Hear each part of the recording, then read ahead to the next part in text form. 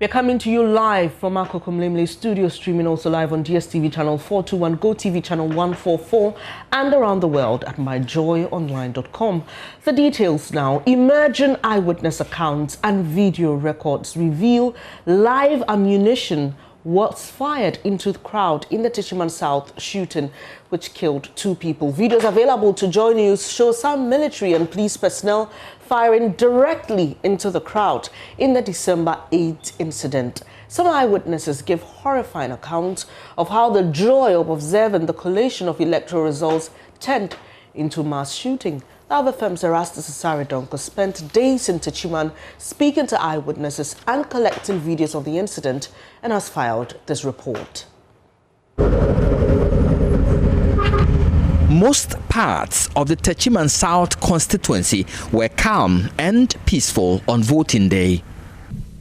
After polling station results had been declared, all roads led to this place, where the collation of results took place under the strict eye of the public. This is the Bono Champion Hall in the Techiman South constituency. This is where collation of electoral results happened. Throughout the night, supporters of both NDC and NPP kept vigil, observing collation of results. But the collation night will soon turn chaotic.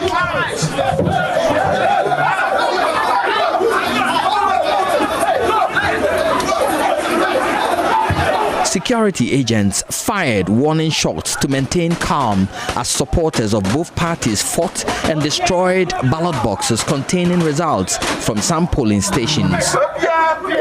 Alaji is an election observer.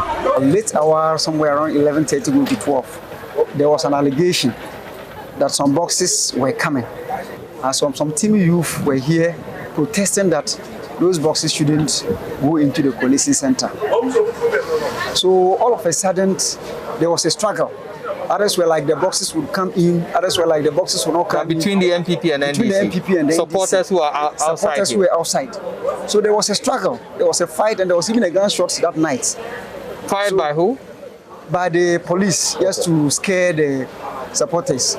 So at the end, they fought and broke those boxes. The ballot boxes? Those ballot boxes.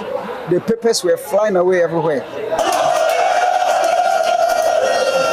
December 8, 2020, a day after voting, was pregnant with expectations. Supporters of the NDC and NPP gathered outside the collation center in anticipation of who won.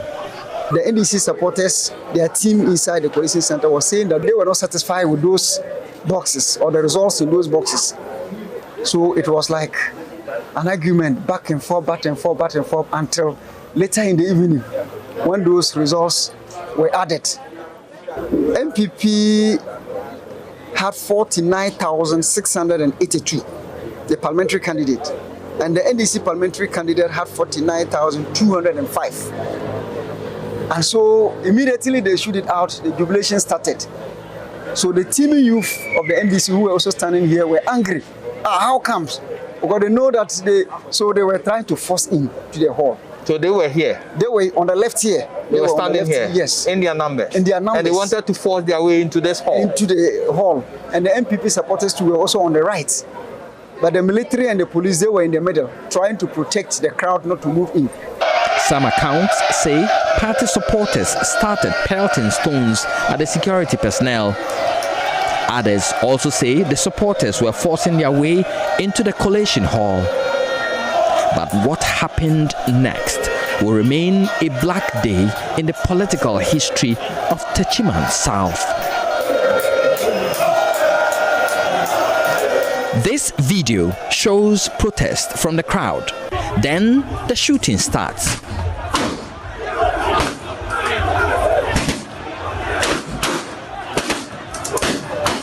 A journalist who witnessed the shooting from the front of the collation center gave this narration. The police started the warning shots, then the military also complied. So some of the guns were pointed upwards and some to, through the crowd. I saw one guy lying down here. blood was oozing from the nose and the eyes. At that time, he was breathing very slowly. So, in about our time, that we understood there were many, supporters being victimized through gunshot. A closer and critical look at this video, which marked the beginning of the firing of warning shots, showed the crowd retreating. Whilst many of the personnel are seen firing into the air, this officer in seeming police-colored uniform is seen aiming at the crowd. Another amateur video captures the fleeting moment when shots were fired into the crowd and the moment when some supporters were seen lying motionless on the ground. We tried to slow the video to pay attention to detail. Here, it reveals many of the security personnel firing their guns into the air. But this military officer fires directly into the crowd. The originator of the video is heard saying some are dead and then laughs as the video ends.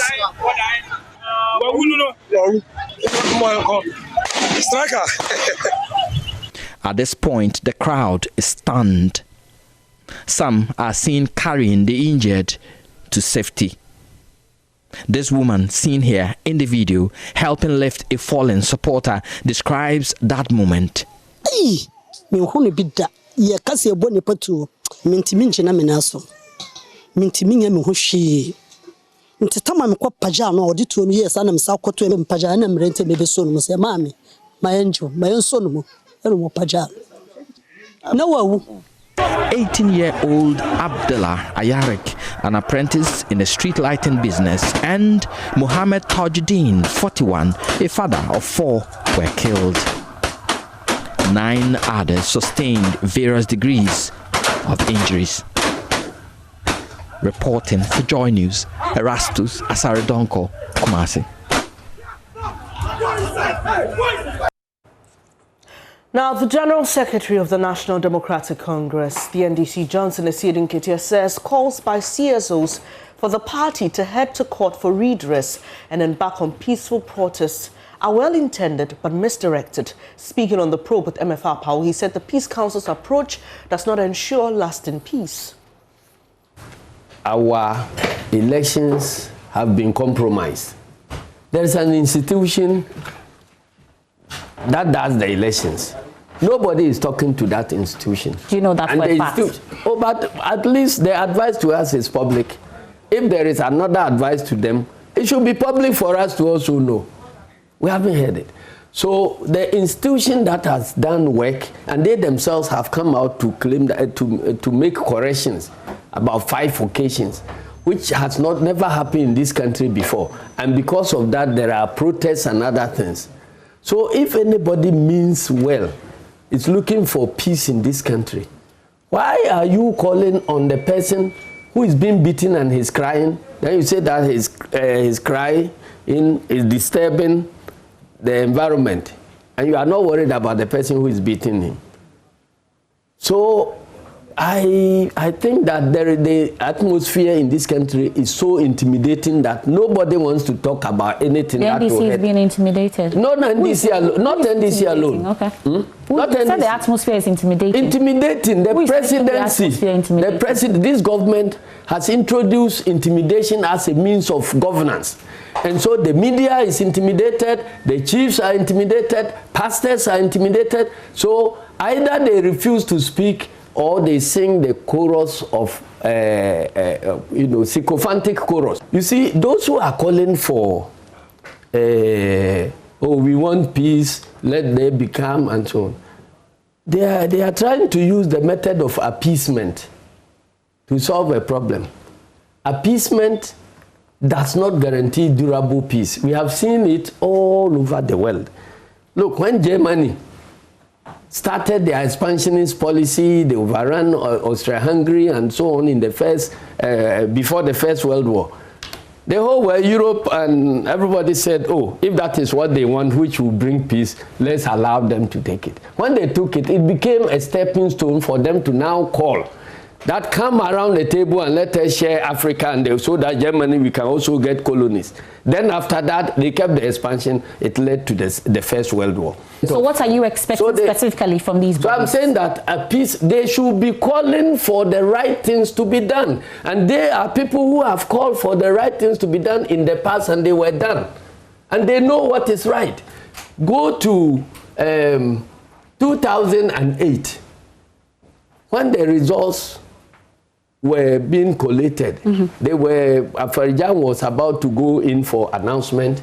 Then he informed all the political parties that this time we want to go and do declaration. Then MPP wrote a petition that we have issues to be addressed. So can you delay the declaration so that we sit around the table to address the petition? They gave copy to Peace Council. Then Peace Council rounded all of us. Did you have the same concerns before? I was there, yes.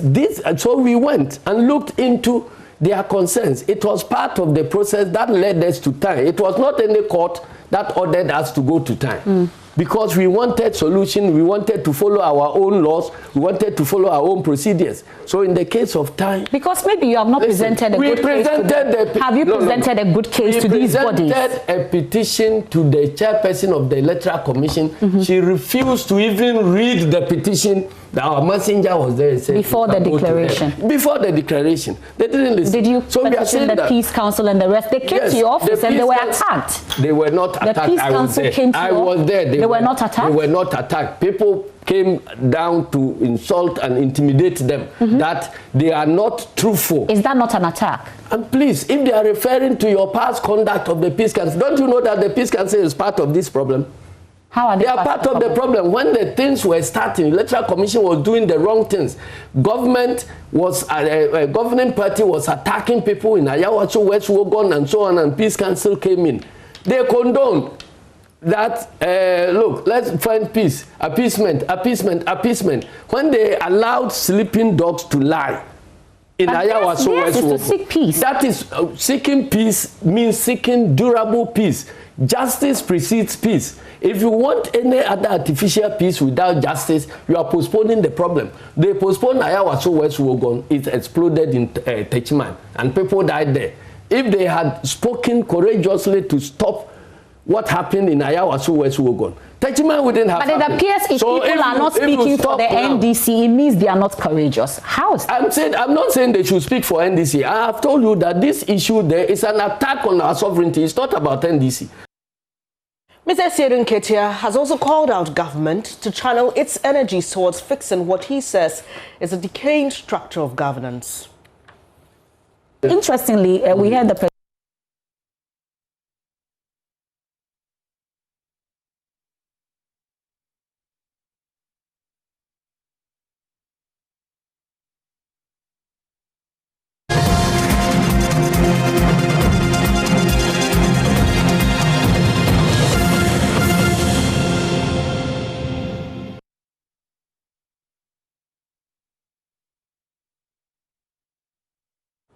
We apologize in the hitch of that particular video. President Kufuor has sent the strongest indication yet about Ghana's stance regarding the newly developed vaccine for the novel coronavirus. In the U.S., some healthcare workers started administering the first shots of the Pfizer BioNTech vaccines, which have been approved as efficient, with other countries placing huge volumes of orders. The Medicines and Healthcare Products Regulatory Agency of the United Kingdom has also made strides in that regard. In his 20th address to the nation on measures taken to fight the spread of COVID-19 in Ghana, President Kufuor said getting a vaccine into Ghana will serve as a boost in the country's fight against the pandemic. Fellow Ghanaians, the recent news of emergency approval of COVID-19 vaccines by the Food and Drugs Administration of the United States of America and the Medicines and Healthcare Products Regulatory Agency of the United Kingdom provide considerable optimism and hope for the world in our battle to defeat the pandemic. Ghana, I assure you, is not going to be left behind in having access to the vaccines. I'm aware of the anxieties relating to the safety and efficacy of newly developed vaccines. government will ensure that the COVID-19 vaccines to be deployed in the country are effective and are safe. To this end, I've put together a team of experts from the relevant institutions and agencies who are working assiduously towards the procurement and deployment of the vaccines in Ghana. The briefings held by the Ministry of Information will keep the nation updated on this matter. Until then, and with barely a week to the Christmas festivities, which bring in its wake family reunions, parties, and many social and religious gatherings, I urge all of us to err on the side of caution and observe the COVID-19 safety protocols, no matter where we find ourselves. The dynamics of the virus has taught us that if you must host or attend such events, they are best held safely outdoors or in very well-ventilated halls, rather than in closed, air-conditioned spaces. Even when organized outdoors, there must be adequate spacing for the maintenance of social distancing. Organizers of such events, public or private, should ensure the presence of Veronica buckets, soap, and sanitizers, and must insist that patrons use them as frequently as possible. I entreat all persons with underlying ailments such as hypertension, diabetes, chronic liver disease, and asthma to pay particular attention to their health during the festive season. The president also mentioned that the country's land and seas borders remain closed. You're watching News Desk with me, Bernice Abubedulan. So still to come, customers of the Electricity Company of Ghana in and around Legon complain of billing on their prepaid meters.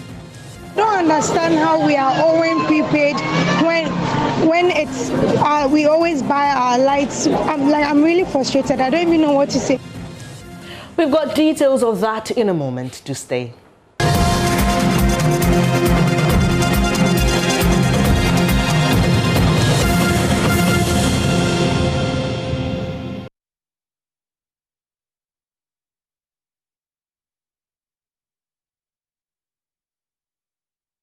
It's a pleasure to have you here. Thank you for staying on the program. Now, some residents in Legon and its adjoining communities thronged the Electricity Company of Ghana Legon District Office, demanding solutions to their prepaid issues. According to some of the customers who spoke to Joy News, although they are prepaid customers, it's been indicated they are owing amounts ranging from 700 cedis to 1,000 Ghana cedis, with some of them owing as much as 2,000 cedis. In the end, these affected customers had to be sent away and they were asked to return Monday to meet officers of the ECG to have the issues resolved. Here are some of them.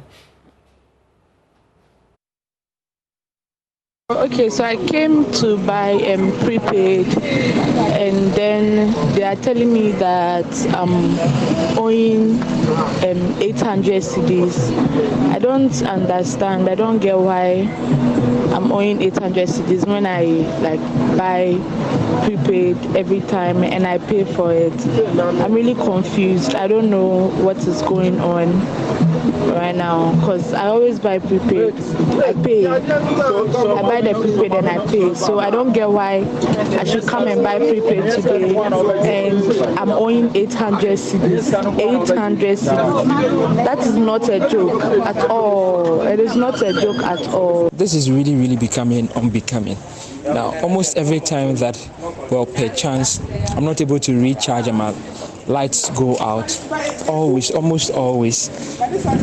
When you go back to recharge, they tell you that you are owing some amount. Then the last time it was somewhere 150 Ghana cedis that I was owing. Meanwhile, it had just gone off for like about a minute or two. Not long after that, they said I was owing. It wasn't the first time, it has been several times. Now, when first did I notice this? The first time I saw this was long after the president had announced that we were going to be getting some of our electricity bills absorbed. Very, very, very annoying. Every time, just recently, it happened to us that we were going to recharge when our lights were out. Then we realized that we were owing some amount of money. It becomes very annoying. When I don't have anything, I'm deciding to just have something small to buy. Then they have to deduct something again from it. I think the thing, I think we have issues. So we have issues with our connection. So we are pleading with ECG because for me, I don't understand. You understand? The thing is, yesterday we were just around, we were just watching TV, and then the lights went off. So we even thought it was, like normal light out. We were just waiting. We waited for almost 6 hours, and we went to check, and then they said, okay, so we owe. And which we use prepaid. So how this thing go fit happen? That is what we don't understand. So we think that there is an issue. There is an issue with the connection. So we are pleading with ECG. Please, we are begging them. They should come and work on this thing for us. They beg them. Wow. I purchased prepaid, right? So unfortunately on Friday my lights went off, and I tried going to buy prepaid, so to top up, and with prepaid I don't think I'm supposed to owe, because when I owe it goes off. So I tried buying some. I bought like 20 CDs, but I was later told I owe 200 CDs, and I don't really understand. So can you please help me understand? So my mom sent me to come and buy our prepaid because our light got finished, and then I get here and then they are saying that the prepaid we are owing, and I don't understand how we are owing prepaid when it's we always buy our lights. I'm really frustrated. I don't even know what to say, because how are we owing? This is not postpaid. How are we owing if it's prepaid that we are using? And right now my mom is waiting for me home to bring back the credit, only for them to tell me that we are owing. I didn't know that with prepaid we had to be paying bills monthly and all that. So I really don't know what's going on. I don't know at all. We've been trying to get a response on this from the Electricity Company of Ghana. We are yet to do that, and so once we get an official response, an explanation to the situation, we will let you know. Let's go back to that story about President Kufuor sending the strongest indication yet about Ghana's stance regarding newly developed vaccines for the novel coronavirus. And in that 20th update to the nation, he did mention that a committee had been set up to facilitate the deployment of the vaccine. We've been joined by Dr. Franklin Esiedupekwe. He is Director of Public Health at the Ghana Health Service. Thank you for your time this morning, sir. Let's start off this way.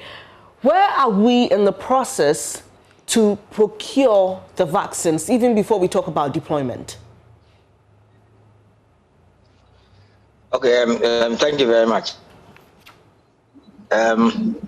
Apparently, let me say that there are two steps in acquiring these vaccines. So it's at two levels, and the president has actually established a high-level committee that somehow appears to work immediate and medium term about really being able to even manufacture our own vaccines, and they actually working together with other experts from the West Africa Health Organization.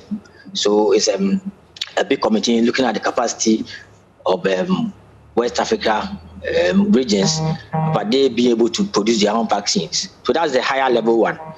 But in terms of acquiring vaccines, there are a number of facilities that so we have what we call the COVAX. The COVAX is actually made up of key stakeholders, Gavi, WHO, UNICEF, all the key development partners who have put together this facility to ensure that member states are able to get some minimum number of vaccine doses.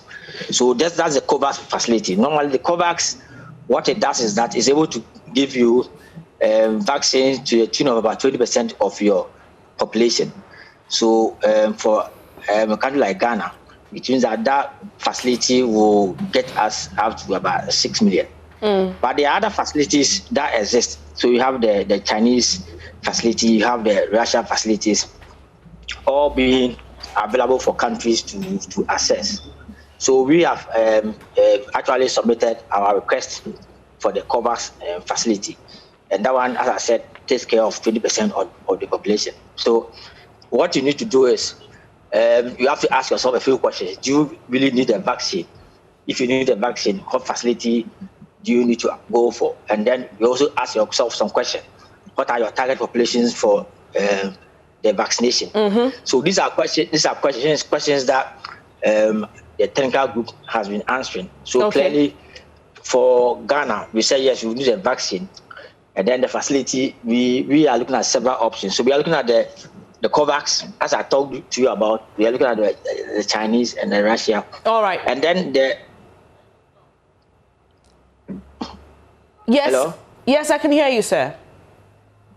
Yes, and then the target population, we are also trying to.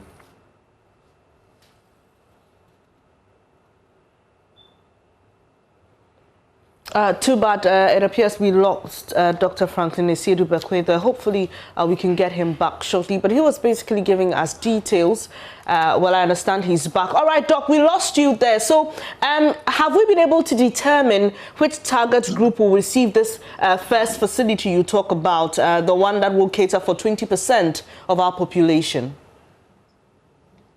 Yeah, so we look at our data, and if you look at our data in terms of the disease states and in terms of death, you realize that they are at variance. The common population that gets the disease or the infection are between 20 to 49. The people who are dying are above 60. So in that context, the team is recommending to government that our first line will be the health workers. I think that it's in sync with what is happening in other countries. Most cases, the health workers are the first line because they are almost always exposed to the virus. So that would be the first line. Then they are going to look at the persons with underlying morbidities. So people who have hypertension, diabetes, or even cancers, they will be the most likely group.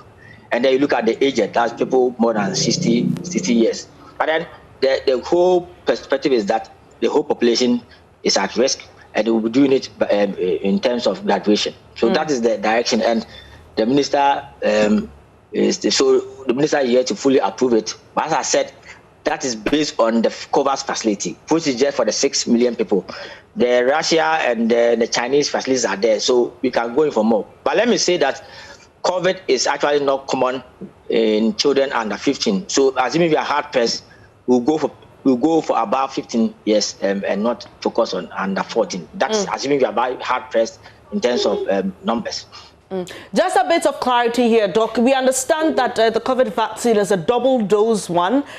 So if we are going to get vaccines that will cater for 6 million people, does it mean then that we're going to have half of the population, or we'll have the double dose for all 6 million? No, I don't want us to narrow down on the 6 million. I said that's the COVAX facility. There are other facilities that exist, the Chinese, the Russia. So the 6 million is just for the COVAX. So that is not what the country is limited to. And if you talk about the COVAX facility, there are a lot of vaccine candidates that exist. So there are ones that you need to take it, and then so you take the first one and you repeat it after 3 weeks. So there are several vaccine candidates that exist, but we are here to finalize it, and I don't want to restrict ourselves that it is only 6 million. And let me say that the central government, together with the partners, has kind of earmarked some funding for these vaccination activities. So there are two levels. One is the procurement itself, and then the other one is the deployment of the vaccines. There are many theories, conspiracy theories flying around about the vaccines and side effects, and there are concerns by a lot of black people that during the testing and the trials, there wasn't much focus on the African continent. Are we thinking of doing a piloting before we go large scale as a country? Yes, I know there's that consideration, but let me say that before WHO pre-qualifies a vaccine, a lot of work has been done. Clearly, if you look at it, this one is under emergency authorization. So though there may be some risk, somehow the benefits outweigh the risk. And so what we need to do is to make sure that the average Ghanaian buys into it. That's how, first and foremost, you have to ask yourself, you need a vaccine. So that question needs to be asked. And I think that most Ghanaians will say, yes, they need it. There may be a few people who may not want it, but majority of the Ghanaians will want it. Well, vaccines work. If you look at the fact that we don't have polio, we don't have measles to that contest, it tells you that vaccines work. If you want to make sure that people are traveling in and out of the world, then you are going to have vaccination. So vaccines work. They may have their own limited adverse reactions. Someone may want to take the vaccine, or someone may even need a shot of that vaccine, but because of all the conspiracy theories they hear around and all the fears of side effects, they may hesitate a bit. Is there a plan to go on some form of education before we start the vaccinations? Yes. So apparently there are a number of subcommittees purposely to look at the deployment itself. So we have the risk communication subcommittee, you have the actual logistics subcommittee, all to make sure that Ghanaians actually appreciate and understand what the whole vaccination process is about. Then look at the pros and cons, and then the possible side effects that may occur when you take the vaccine. So there's a clear agenda to make sure that there's a clear buy-in. You know, almost every vaccine has its own anti-vaccine groups, but the idea is that you need to weigh the benefits against the risk. The world has changed since COVID came in. So are we able to survive or live close to normal without vaccines? I mean, these are difficult questions to answer, but I think that for now, vaccination will help us getting close to our normal selves. Doc, we've received some news from news outlets around the world, especially in the UK, of the discovery of a new variant of this virus, which is causing a spread in the United Kingdom, for example. Are vaccines able to cater for variants of viruses? I think that these are it's early days yet to be sure of whether the kind of vaccines that we have are able to take care of these new variants. I mean, viruses keep on mutating, so that's why at times it's very difficult to be able to get the right kind of vaccine. You know, like HIV, it takes a long time and able to get the right kind of vaccines for it. So it's a challenge, but I think that's why it's called vaccine and development. So research and development. So a lot of work is being done to actually ascertain what variants are available and then how did they react to these vaccines. To me, I would say it's early days to be able to answer fully that question. Finally, Doc, time is of the essence when it comes to COVID-19. What timelines are the teams you've mentioned earlier working with in regards to a possible development of a vaccine for West Africa, and then also the procurement and deployment of the ones that already exist? What timelines are we looking at? So if you look at the COVAX facility, it's going to be in the first quarter of 2021. It could be the later part of 2021. I mean, that is what most the target is, that most countries will start getting the vaccines, but it will come in sequential flow. So it will move on for about a year. So you're not going to get all at once. It will come and then to continue coming back. Hopefully, let's say the end of 2021, we'll start getting the vaccines in the country. The first quarter, that's the end of the first quarter of 2021. Okay.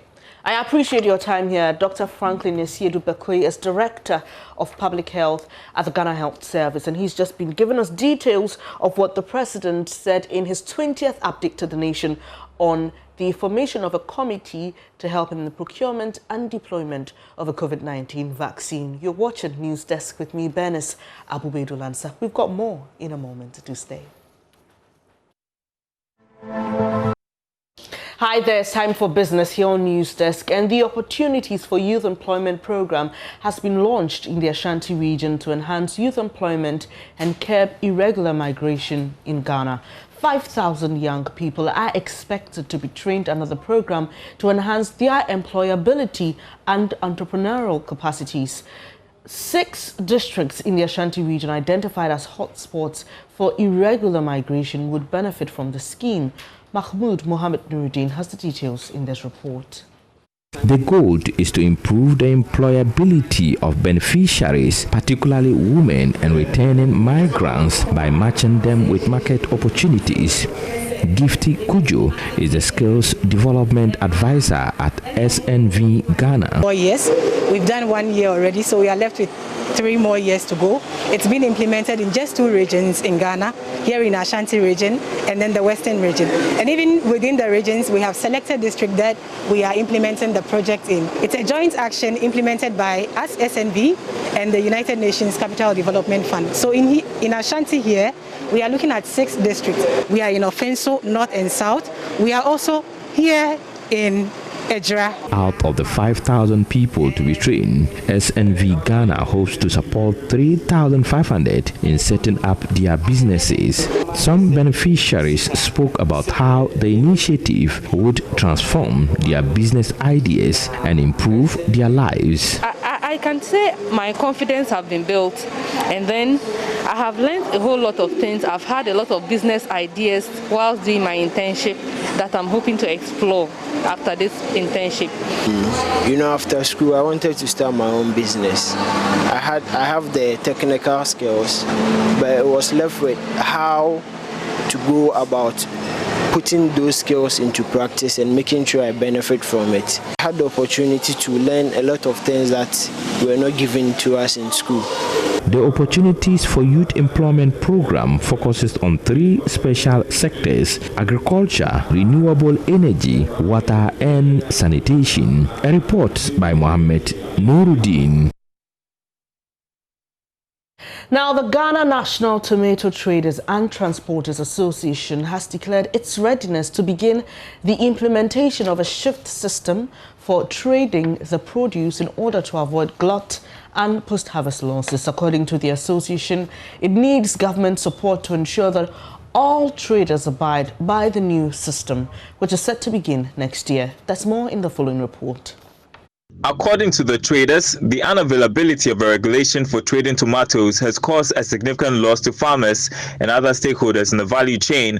The situation has caused the National Tomato Traders and Transporters Association to collaborate with government in formulating a shift system for trading. After addressing a national engagement with the Ministry of Trade and Industry on the effects of the unregulated market, Chairman Eric Kufuor reiterated the call that the association is ready to begin the shift system. We know in business, we say supply and demand. If the supply exceeds the demand, there will be an excess. And we know we are trading with a highly perishable commodity like tomato. And as I'm speaking now, we don't have any storage facility for our tomato. And as such, the association sat down together with Ministry of Trade so that we will implement a schedule system.